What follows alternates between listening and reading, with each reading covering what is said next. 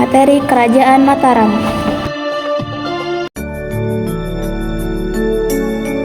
Jadi, latar belakang terbentuknya Kerajaan Mataram. Latar belakang terbentuknya Kerajaan Mataram berawal ketika Jaka Tingkir dari Pajang meminta bantuan Ki Ageng Pamanahan untuk melakukan perlawanan terhadap pemberontakan Arya Penangsang Demak. Putra Ki Ageng Pamanahan yaitu Senopati ditawari untuk menduduki tahta kekuasaan di Pajang. Ketika ia berhasil mengusir Arya Pangiri, namun ia menolaknya. Tetapi ia meminta barang-barang pusaka kerajaan Pajang yang dianggap itu sebagai pemberian kerajaan untuk dibawa ke Mataram. Setelah berhasil menyingkirkan Arya Pangiri pada tahun 1588, Senopati lebih leluasa untuk meluaskan kekuasaan Mataram.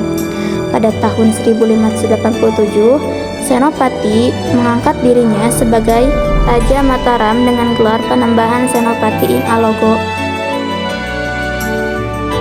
Perjalanan Kerajaan Mataram. Perjalanan Kerajaan Mataram berlangsung dari tahun 1587 sampai 1742. Sampai tahun 1749 pun kerajaan ini dipimpin secara berturut-turut oleh 9 sultan, yang dimulai dengan Sultan Sutawijaya sampai Pakubuwono. Kerajaan ini mencapai puncak kejayaan pada masa pemerintahan Raden Mas Rangsang yang bergelar Sultan Agung, Hanyakarakusuma Senopati ing Alogo Ngabdurrahman. Wilayah kekuasaan Mataram di zaman Sultan Agung hampir meliputi seluruh Pulau Jawa. Peranan kerajaan ini dalam mengembangkan dan menyebarkan Islam dilakukan melalui dakwahnya. Pengaruh ajaran Islam terhadap kebudayaan Jawa sangat kental dan terlihat terutama sejak Sultan Agung memerintah. Usaha yang paling berperan adalah berhasil melakukan pembaruan dalam kalender Jawa. Peninggalan leluhur Kerajaan Mataram. Banyak upacara peninggalan leluhur yang beragama hidup tetap dilestarikan, misalnya upacara Asmawenda dan Asmaradana. Demikian juga terhadap upacara-upacara kerajaan yang merupakan hasil sinkretisme antara ajaran Hindu dan Islam, masih juga dilestarikan dan menjadi salah satu unsur yang memperkaya seni budaya nasional. Runtuhnya Kerajaan Mataram.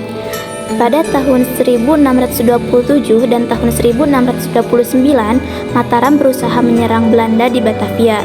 Sultan Agung wafat pada tahun 1645 dan Mataram dipimpin oleh pemimpin-pemimpin yang lemah terhadap tekanan Belanda, hingga akhirnya menjadi 4 perpecahan Mataram pada masa pemerintahan Hindia Belanda. Luasnya meliputi Surakarta dan Yogyakarta. Mungkin itu saja yang bisa dibahas oleh kelompok 6 yang beranggotakan Nisa Herawati, Adila Mutiara Hayu, dan Rizpa Nur Maulida.